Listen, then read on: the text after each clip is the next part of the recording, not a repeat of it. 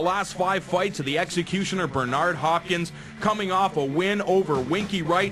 But Jason, what's important there, you look at 2 losses at the hands of Jermaine Taylor. Yeah, John, but those 2 losses, he's kind of erased, especially the way he's bounced back. I think making middleweight was a real pain for him. He looked really slow and sluggish, especially in the rematch against Taylor. He put on 15 pounds, fighting now as a light heavyweight, and bounced back from those losses with big wins over Antonio Tarver and Ronald Winky Wright. You know, fighting Bernard Hopkins, you know, big name over there. It's the only thing missing from my record really is a big fight in the States. So I'm really looking forward to it. So it's gonna be fun. A lot of Brits just coming out there. I know thousands coming over there, Welsh and English as well. So I want to make sure that I put a big performance on. You know, hopefully Hopkins will come and play ball.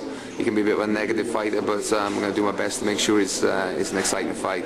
But the main thing is victory, and I will win this fight, that's a promise.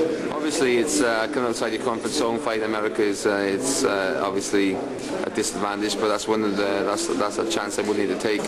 You know, at the end of the day, you know, I believe that I win in any circumstances. You know, there's going to be 3 American judges and an American referee, but hey, you know, I'm not worried about that. I believe in the system, and I believe that I'm going to be given a fair fight. And if I didn't have 100% confidence in myself, there's absolutely no way I would go and fight in America. You know, I believe I'm going to win this fight full stop. And we take a look at the last 5 fights of the Pride of Wales. Joe Calzaghe, unblemished in his last 5. But Jason, some people question the quality of opposition. I'm one of them, John. Really, when you take a look at who Joe Calzaghe has fought over the course of his career, the one name that stands out in his last fight, really a convincing win over Mikhail Kessler, really the second best super middleweight in the world behind Calzaghe. Going down after Kessler, the only other name of quality is Jeff Lacey, and Calzaghe exposed him as a very limited fighter. So yeah, there's not really the same depth of competition that you see on Bernard Hopkins' resume. Now, Jason, Saturday night would be a perfect time to own a PVR, because if you're not watching the UFC in Montreal, you're watching Bernard Hopkins taking on Joe Calzaghe in Las Vegas. It's a great night for fight fans. If you're a boxing fan, you've been waiting for Calzaghe Hopkins for quite some time. The fight was probably supposed to be made years ago. They couldn't agree on financial terms. But here they are again. I guess it's a fight worth waiting for. Joe Calzaghe, a lot to prove moving up from 168 to 175. Got to show fans that he's more than just protected European champion taking on second-ranked North American opposition over in the UK. He's coming over to take on the top name he's ever going to face in his life, I guarantee you, in Bernard the Executioner Hopkins. Hopkins been in with absolutely everything. The only thing he has to prove is to critics who think that he's too old, because he's proven everything so far. Let's see if he's got one more great fight in him. Well, we'll talk about the opposition. We talked about it before. We'll talk about it again. You know, Calzaghe faced Kessler, far and away the best fighter he's faced in his career.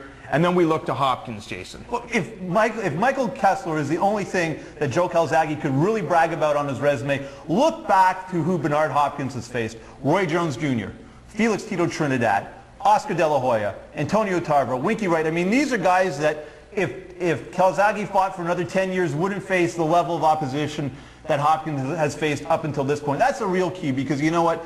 Hopkins is going to throw stuff at Calzaghe he's never seen before. It's as simple as that. That's what Bernard Hopkins does. He puts fighters into the ultimate test when he steps into the ring with them. So yes, on paper, all the intangibles point to Calzaghe winning. He's younger, he's faster, he throws more punches. There's more to Bernard Hopkins than what he does in the ring to an opponent's body. It's also what he does to his head. Bernard Hopkins, the master of manipulating people mentally and physically over the course of a 12-round fight. We wrap things up on Before the Bell when we return.